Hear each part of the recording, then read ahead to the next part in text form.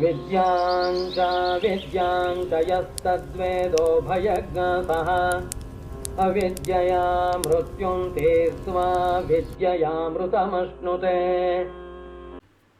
রহস্যের জাল ধীরে ধীরে বিস্তৃত হতে হতে আমরা প্রথম মন্ত্র থেকে 11তম মন্ত্রে এসে পৌঁছালাম ঈশাবাস্য উপনিষদ। তো 11তম মন্ত্রে কি বলা হয়েছে সেটা আমি বিস্তৃতভাবে ব্যাখ্যা করব। তার আগে যে 10তম মন্ত্র আমরা পড়েছি অলরেডি, সেই 10তম মন্ত্রে কি বলা হয়েছে? অন্নদেবাহু বিদ্যয়া অন্নদাহুর বিদ্যয়া ইতি শুশ্রুম ধীরানাং ইয়েনস্তদ্বিচ চক্ষ। মানে বিদ্যার ফল এবং অবিদ্যার ফল দুটোই ভিন্ন ধর্মী। বিদ্যার ফল আর অবিদ্যার যে ফল দুটো যেহেতু ভিন্ন ধর্মী, আলাদা, সেই জন্য বিদ্যা এবং অবিদ্যা দুটোই আমাদের কীরকমভাবে প্রয়োগ করলে আমরা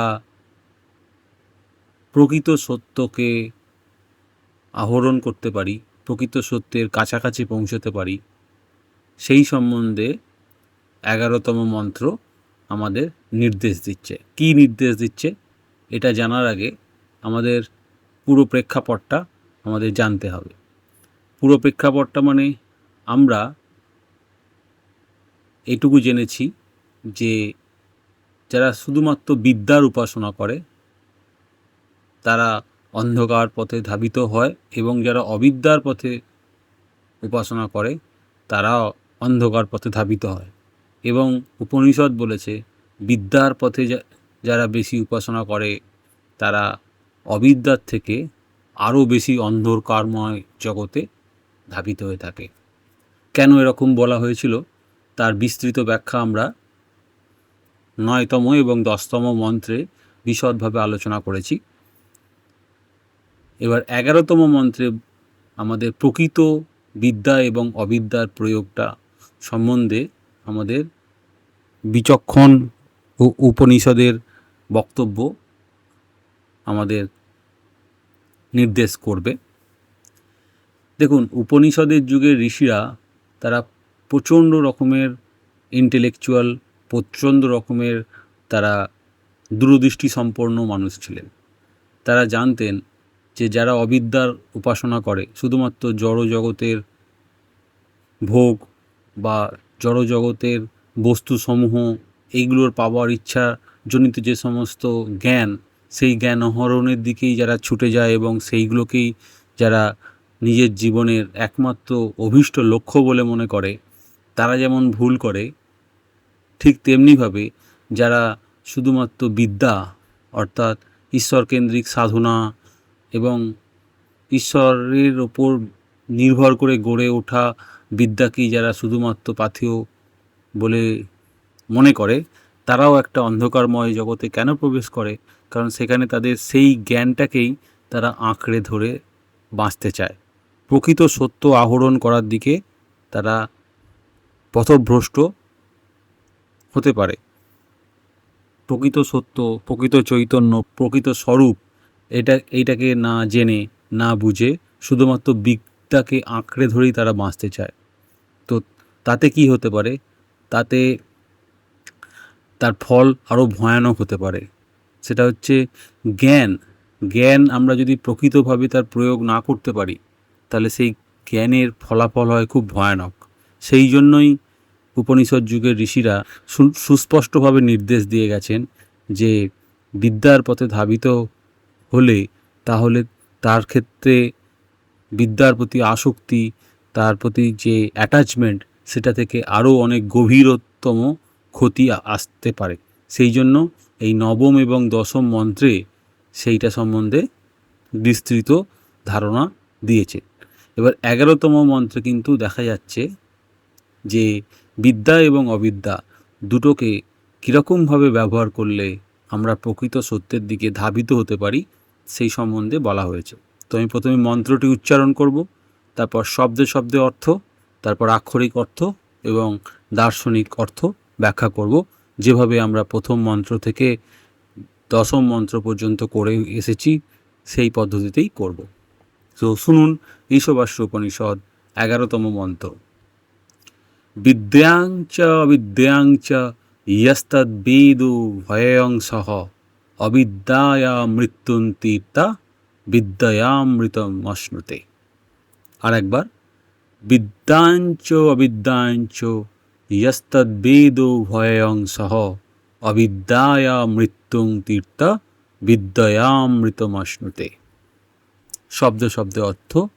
বিদ্যম, বিদ্যম কথার অর্থ হলো বিদ্যা বা আত্মমুখী জ্ঞান। চ মানে এবং, অবিদ্যম মানে অবিদ্যা, কর্ম, ব্যবহারিক জ্ঞান। ইয় যে ব্যক্তি, তৎ সেই, বেদ জানে বা উপলব্ধি করে,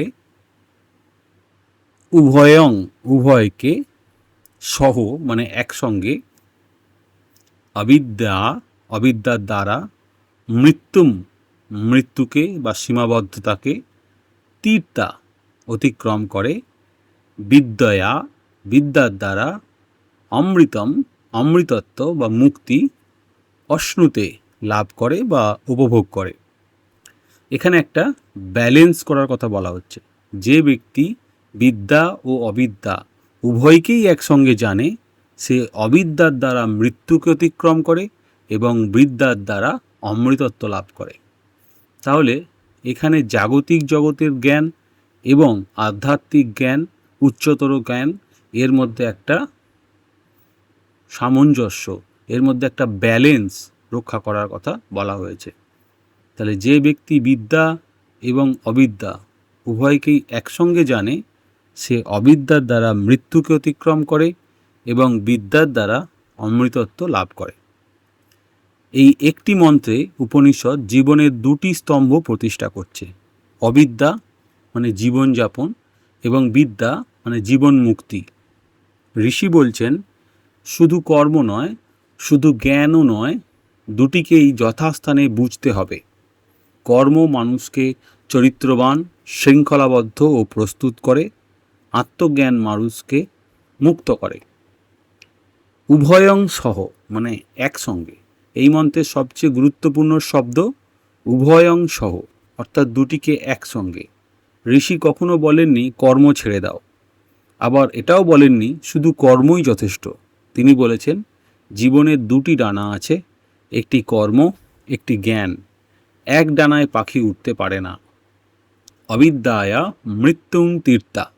এখানে মৃত্যু শুধু দেহত্যাগ নয়, বেদান্তে মৃত্যু মানে ভয়, সীমাবদ্ধতা, অজ্ঞতা, পুনর্জন্মের বন্ধন, অহংকারের জীবন। অবিদ্যা বা কর্মের মাধ্যমে মানুষ জীবনকে শুদ্ধ করে, কর্তব্য পালন করে, সমাজ ও চরিত্র গঠন করে। এভাবেই সে মৃত্যুর জগৎ অতিক্রমের যোগ্য হয়। বিদ্যায়ামৃতমাশ্নুতে, এখানেই উপনিষদের চূড়ান্ত ঘোষণা। বিদ্যা মানুষকে তথ্য দেয় না, বিদ্যা মানুষকে নিজেকে চিনতে শেখায়। যখন মানুষ উপলব্ধি করে আমি শরীর নই, আমি মন নই, আমি সাক্ষী চৈতন্য, তখন সে অমৃতত্বের স্বাদ পায়। ধরুন একটি মন্দির নির্মাণ হচ্ছে। অবিদ্যা হলো ইট বসানো, পাথর কাটা, স্তম্ভ নির্মাণ, পরিশ্রম। বিদ্যা হলো মন্দিরে প্রবেশ করে ঈশ্বরকে উপলব্ধি করা। শুধু মন্দির বানিয়ে লাভ নেই, আবার মন্দির না বানিয়ে প্রবেশও করা যায় না। উভয়ই প্রয়োজন। দার্শনিক তাৎপর্য। এই মন্ত্র বেদান্তের এক অনন্য সমন্বয়। অবিদ্যার সাথে বিদ্যা, কর্মর সাথে আত্মজ্ঞান, কর্তব্যের সঙ্গে উপলব্ধি, সমাজের সঙ্গে আত্মা, শুদ্ধির সঙ্গে মুক্তি, প্রস্তুতির সঙ্গে পরিপূর্ণতা। তাই কর্ম মুক্তি দেয় না, কিন্তু কর্ম মুক্তির জন্য যোগ্যতা তৈরি করে। আর বিদ্যা সেই যোগ্যতাকে অমৃতত্বে পৌঁছে দেয়। সুতরাং নবম থেকে 11তম মন্ত্রের সারসংক্ষেপ। নবম মন্ত্রে বলা হলো এক পেশে বিদ্যা বা অবিদ্যার বিপদ। দশম মন্ত্রে বলা হলো দুটির ফল আলাদা। 11তম মন্ত্রে বলা হচ্ছে উভয়কে জেনে মুক্তি লাভ। এটা উপনিষদের একটা সম্পূর্ণ দার্শনিক একটা দিক। তো আপনারা বুঝলেন ঈশবাস্য উপনিষদের 11তম মন্ত্র। 12তম মন্ত্রে আমরা আরও বিস্তৃতভাবে এই সম্পর্কে আলোচনা করব। ঈশবাস্য উপনিষদ দেখতে থাকুন। আপনাকে অসংখ্য ধন্যবাদ।